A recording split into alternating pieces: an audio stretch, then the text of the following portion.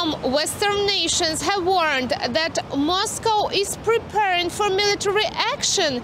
US saying Russia could begin with aerial bombardments at any time.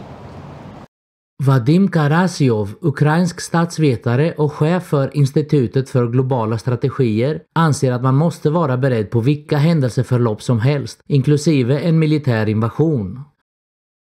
There is a real threat of invasion. If not the invasion of the whole of Ukraine, then the Ukrainian-controlled territories of the Donetsk and Luhansk regions.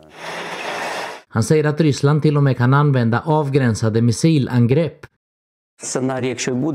If there is such a scenario, then it will likely be pinpoint missile strikes on the general staff, on the Ministry of Defense and on critical infrastructure, as well as cyber attacks and power outages in Kiev. Also the disconnection of communications in Ukraine, such as mobile and social networks. This can create panic and a collapse in the markets, the foreign exchange market. We see that today the Ukrainian currency is already going down. There will not be massive attacks such as those during the Second World War, in the style of total war. Samtidigt lovar USA att ge makroekonomiskt stöd till Ukraina. Det säger Ukrainas utrikesminister Dmytro Kuleba efter förhandlingar med USAs utrikesminister Antony Blinken. Dessutom sade finansministrarna från G7-länderna på måndagen att de var redo att införa tuffa sanktioner mot Ryssland i händelse av en fullskalig invasion av Ukraina. Under tiden reagerar ukrainare olika inför möjligheten av en rysk aggression. I don't think about it at all. Let them figure it out on their own. It's their business. There is no need to panic. You need to remain calm. We have military members who have been standing on the border for years. I don't want to believe it, but we must be prepared for anything. You can't rule out anything, because we're dealing with a psychopath first and foremost. This is a person generally devoid of empathy. You can even see it in his facial expressions. And of course Putin can go for anything.